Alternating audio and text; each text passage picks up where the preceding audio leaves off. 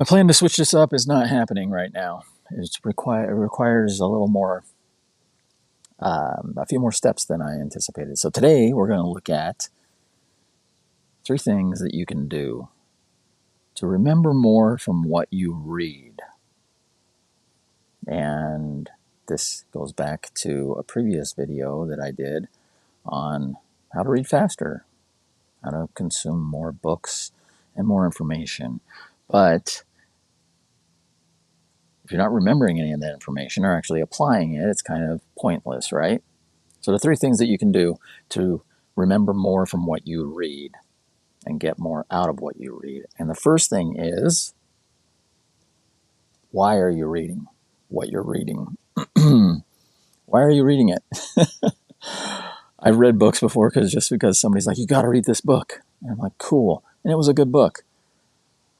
But I didn't have a really strong why I was reading it.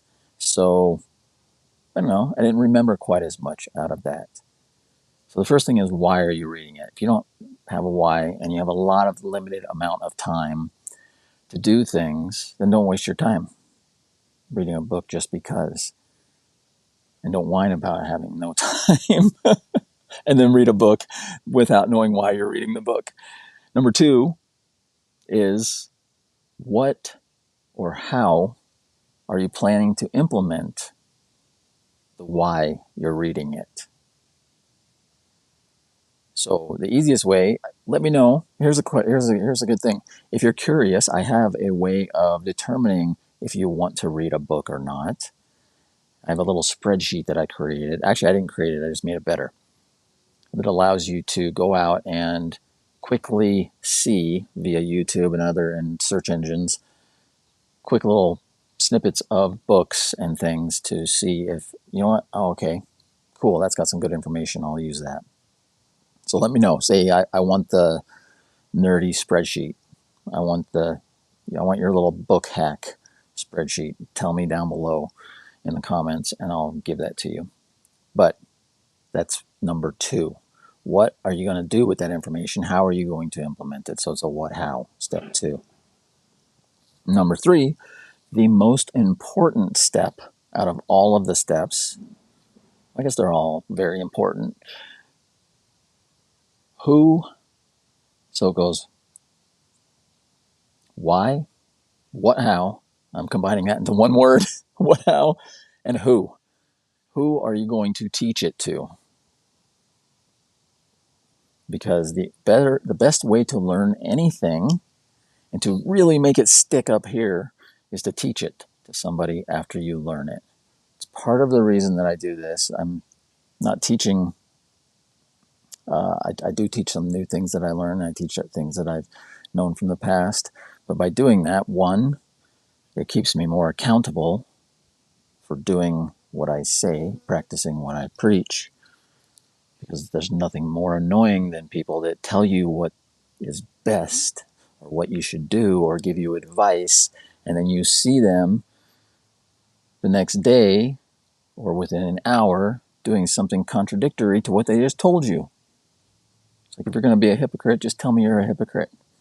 I do hypocritic things sometimes, but I will tell you.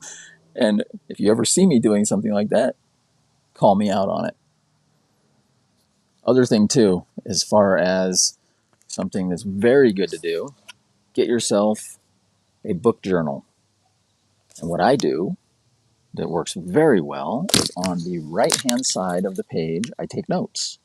And on the left-hand side of the page, I make my own personal notes. So the right-hand side of the page is notes from the book, quotes, whatever else, page numbers, it's things I want to go back to. And then on the left-hand side, I make notes on how I'm going to implement that, which goes back to the why and the what and the how, and potentially how I can teach this to other people. So it gets your brain working a little more, gets you more engaged. You may not get through the books as quickly. That's another thing. There's people who are like, I read a book a day, or I read a book a week, or whatever. I listen to audiobooks. Complete waste of time, I think. I don't learn auditorially. But honestly, if you listen to audiobooks all the time, how much of that are you retaining? Could you teach that topic.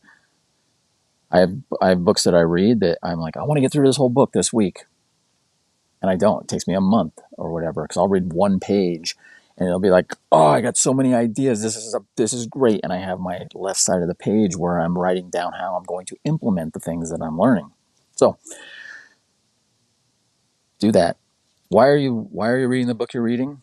What and how are you going to implement it? Who are you going to teach it to? And as you're reading it, don't get caught up in the whole I read 40 books a month club, because there are very few of those people that are actually utilizing any of that information and teaching it in a way that's beneficial for other people. So help make the world a better place, and just read one page a day. Keep a book journal. It's really simple. And I'm going to keep doing these until whenever I figure out how to do one video and upload it to multiple places, which eventually I'll do. But right now, this is the most time efficient way of doing this. So until then, have an amazing day, because it's better than the